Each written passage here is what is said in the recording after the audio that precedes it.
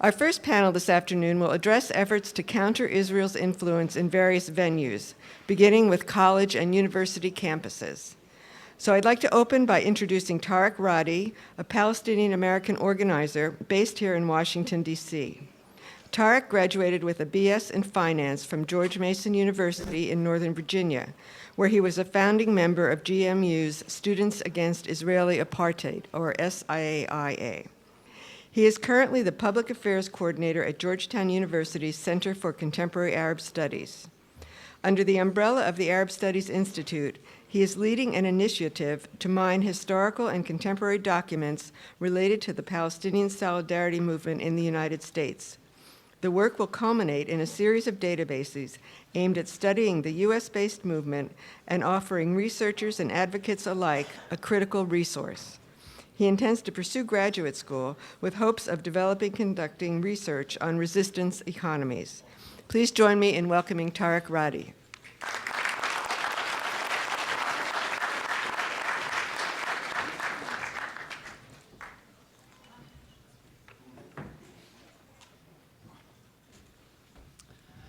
So before I begin my talk, I'd just like to thank the Washington Report and the Institute for Research for hosting today's event.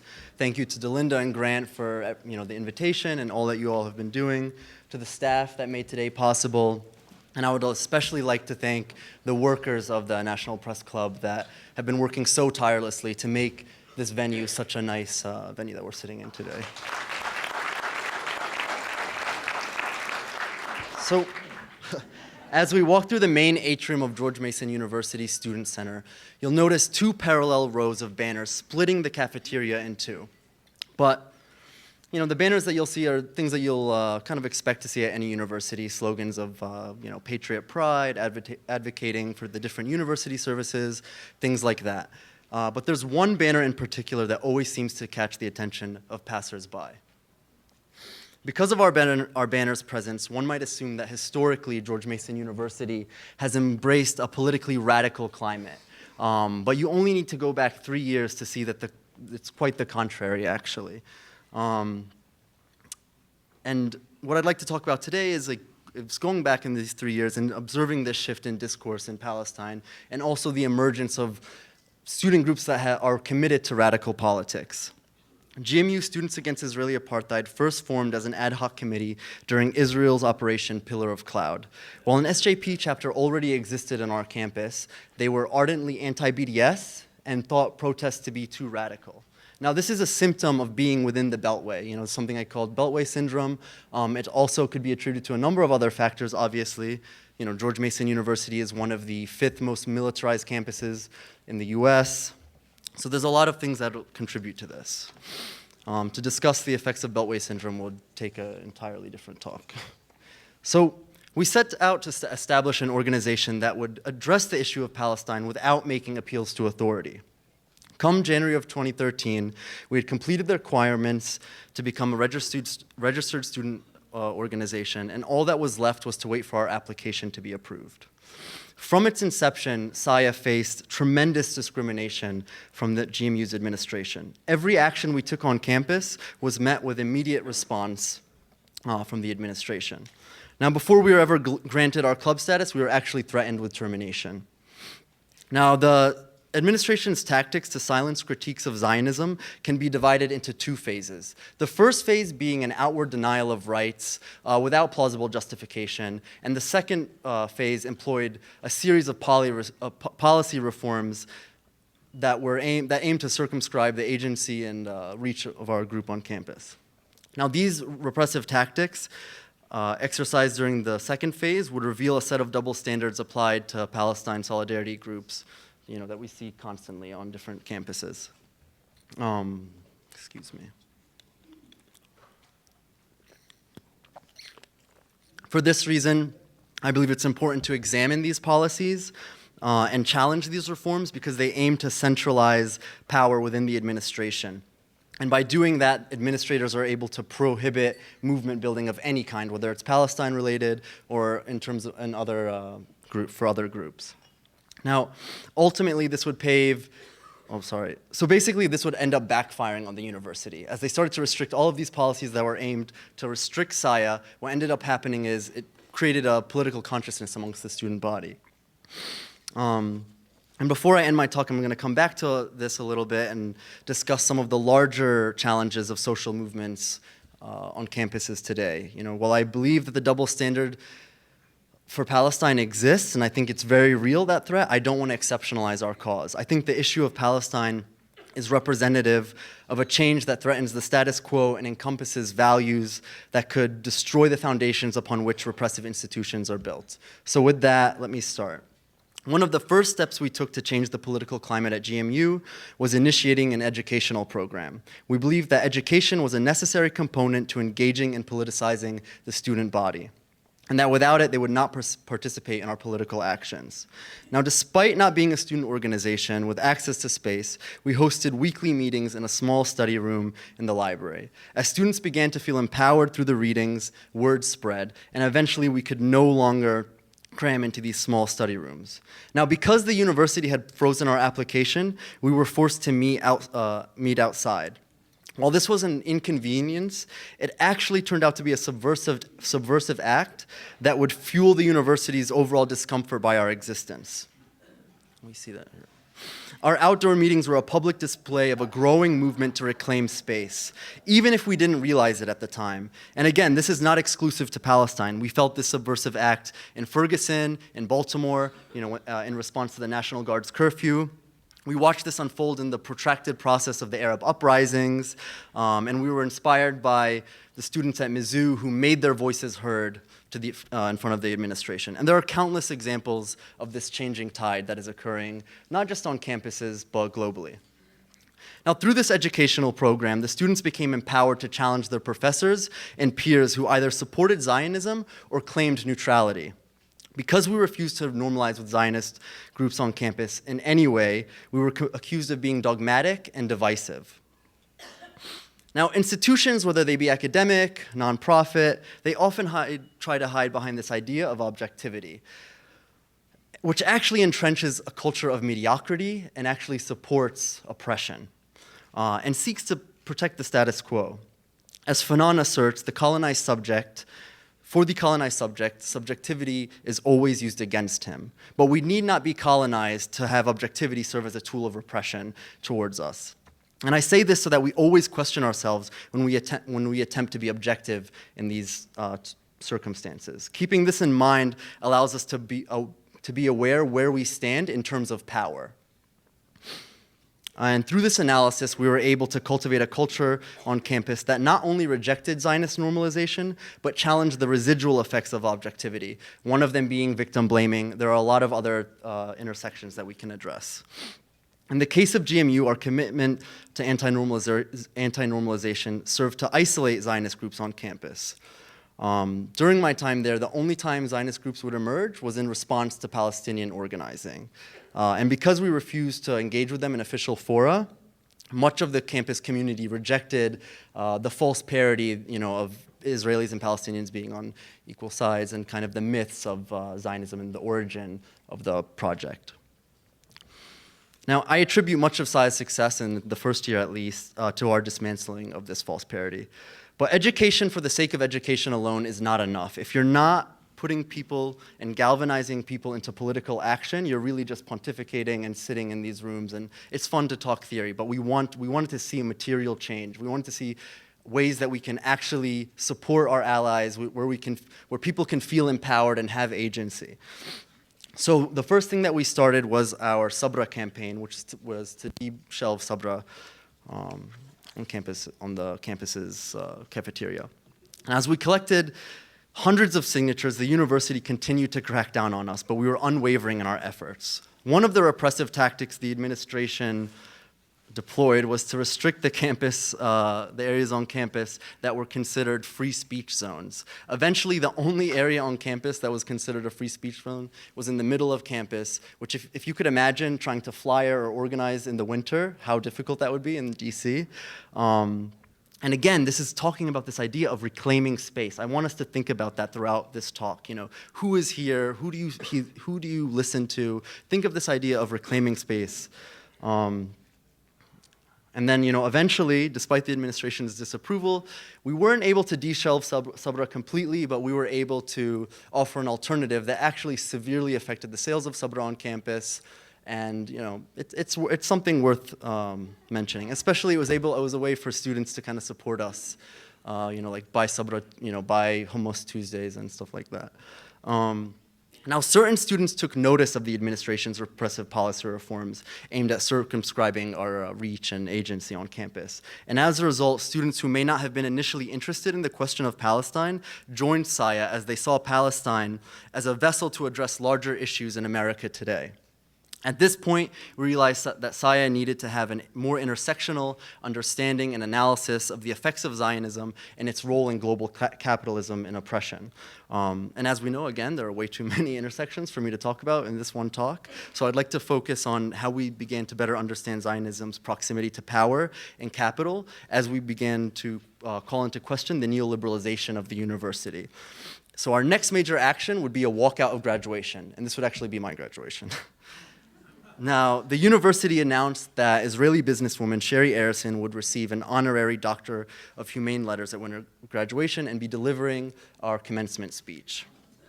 Now, yeah, I know. I feel like Rubio up here with the water. While GMU's president Angel Cabrera attributed Arison's honoring to the example she set as a morally responsible investor, it's far more likely that it was due to her $3 million endowment of a professorship named after her business model. Now, while Arison claims to be a socially responsible investor committed to values-based business and morally responsible ventures, an investigation of the operations of her company reveals she invests in firms directly involved in the illegal occupation and colonization of Palestine. Arison's family's wealth was built through the direct dispossession and oppression of Palestinians. Now, as we outlined in an open letter to the GMU community, the honoring and speech given by Arison at graduation made it clear that the university was not concerned with the experience of Palestinian students and families who have been affected by this woman's or family's presence. Now, but more important than worrying about this question of how did Palestinians feel, because really, does anybody ever care about that? The administration has stated that the professor let me slow down, everyone. The more important than this is we brought up the idea of donor aid and influence on curriculum. And this is what started to galvanize people on campus who didn't really even care about Palestine. The administration has stated that the professor of the endowed chair will be dedicated to research and education as exemplified by Arison's vision. It's deeply troubling to think that an apartheid profiteer can gain a direct line of communication to do these values to the student body. And without going into that story, we were able to do the walkout on graduation, and the university actually facilitated it. And I walked out of the commencement speech with 30 friends and 100 or more so in the crowd, and then we walked back in and received our diplomas. So it wasn't that we were punished, which was really nice. Again, that wasn't the university being nice, that was them being more afraid of what we would do if that didn't happen. So I think there's something to be said about having rad politics on campus and not making appeals to authority and constantly trying to appease the administration in negotiations. Now, the question of donor aid would ignite a discussion surrounding faculty governance, centralization of power, and the role of the administration on campus. The question of Palestine was no longer solely a critique of Zionism, rather it was a lens in which the campus community could begin to understand power dynamics on campus. And for this reason, I now understand, after witnessing student movements on campuses throughout the US, that the administration's backlash against Palestine advocacy is not unique. Rather, it was the typical response of power to those who seek to disrupt the status quo. And from here, I would like to shift our conversation and take the opportunity of such a large and engaged audience to offer suggestions, but more importantly, raise a few questions that hopefully we can all work through as we leave this conference. I will continue to use GMU as a case study just because that's where my experience was grounded. So in terms of organizing on campus, one of the ways we responded to oppression we faced was through mirroring the tactics of trade unions. We made sure to make every single instance of repression or any violation against our rights, the smallest slight, the biggest deal. And this might seem like we're picking benign little issues, but the sum of all of these issues is much greater than than if you were to add them individually. And I think there's something to be said about that. Now, in thinking through how students organize and our interactions with the faculty after the walkout, I began to understand the relationship that should exist and had flourished in the past between students and the faculty. For instance, at GMU, much like other universities, the faculty in regards to self-governance have as much power basically as students. They really have no power to enact change within the university's policies. So I'd like to quickly rewind to one of our past victories when the American Studies Association passed the resolution to endorse the academic boycott of Israel. So this was right before the university facilitated our walkout, where they implicitly acknowledged that Arison's presence may be offensive to members of the GMU community. The administration's response to the ASA boycott resolution embodies the discomfort that institutions and power feels as they watch marginalized communities reclaim space and advocate for self-determination. After the resolution passed, GMU's President Cabrera made the following offensive statement: "Universities exist to build bridges of understanding, not blow them up." His line, saying this, insinuates that being in solidarity with Palestinians is on par with terrorism. Cabrera's use of this damaging language was a blatant response to the support Saya received from faculty who endorsed our walkout on graduation. Now, I'd like to read a small excerpt from a statement we released in response to Cabrera's opposition to the boycott. Cabrera's most recent action is a deliberate attempt to stifle any form of faculty organizing on the GMU campus. Today, we are fighting for the faceless Palestinian academic, but tomorrow, we may be demanding better working conditions and pay for you and your colleagues. For this reason, President Cabrera opposed the ASA's resolution, because the former will lead to the latter, and the latter is an administrator's worst fear. It would only take 1 year for us to witness this prediction come true. Two prominent figures on our campus who actually had very close ties to Saya, and again, we have no way of proving these types of forms of discrimination because the university is not transparent in any way, so we're not able to prove it, but it's clear. When you see somebody, speaking at our first Israeli Apartheid Week, when you see the ODIME director supporting us and seeing that because we are a movement that is inclusive of everyone, that they should support us and not isolate us like the university had tried to do in the beginning, we can start to see that, you can see the change that it has on campus. Now, we can observe that all it took was one small group of students. We started as 8 people, just causing constant noise all the time, no matter what. Whatever we could, we were just reclaiming as much space. And even the voice and the noise, that is a part of reclaiming space. That is putting out your affect, right? If we're talking anthropology. And today at Mason, it's a very different campus. Syed is no longer hosts our meetings in these 4-person study rooms. The African and African American Studies program generously allows students to use the Paul Robeson room for their weekly meetings, which is really a beautiful room, and it's a really beautiful sight to see students talking about these things in a room named after Paul Robeson. Now, for instance, the Student Senate, before the emergence of Saya, they passed a resolution condemning Sodexo workers and university staff for going on strike because it was an inconvenience to students. That's to show you how conservative this university was, that even the Senate is passing these types of resolutions. Just last semester, they passed a resolution to abolish Columbus Day and to replace it with Indigenous Peoples Day, and I think that's a really big deal. And these are just a few of the very small instances of how we were able to change campus climate through Palestine work. And it wasn't always about Palestine, and I think it's important to note that.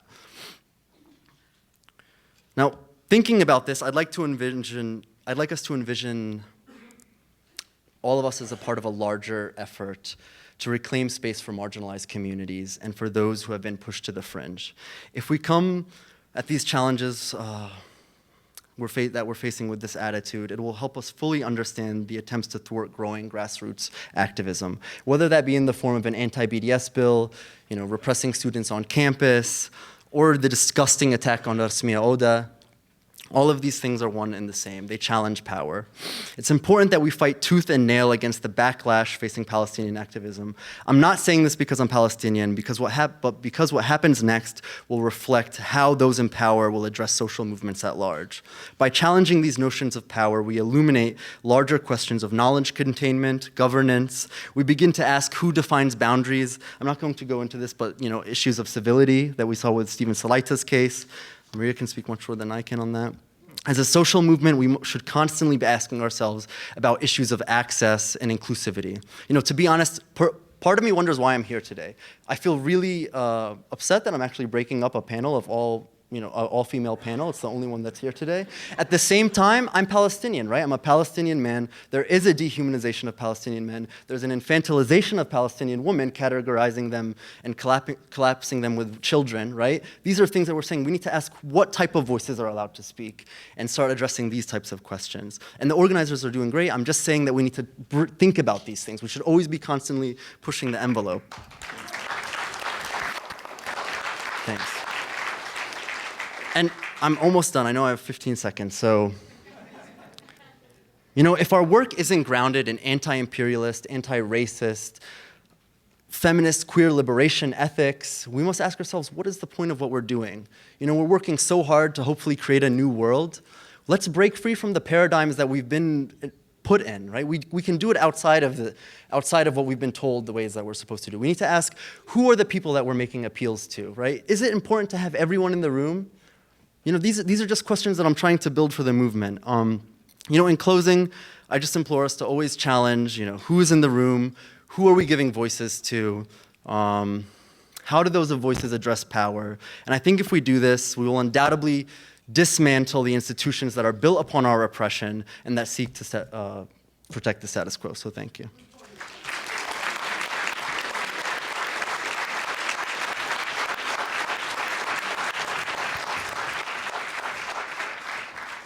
Thank you very much, Tareq, and please don't feel guilty. There were no women on this morning's panel, breaking up the all-male panel, so you are welcome here.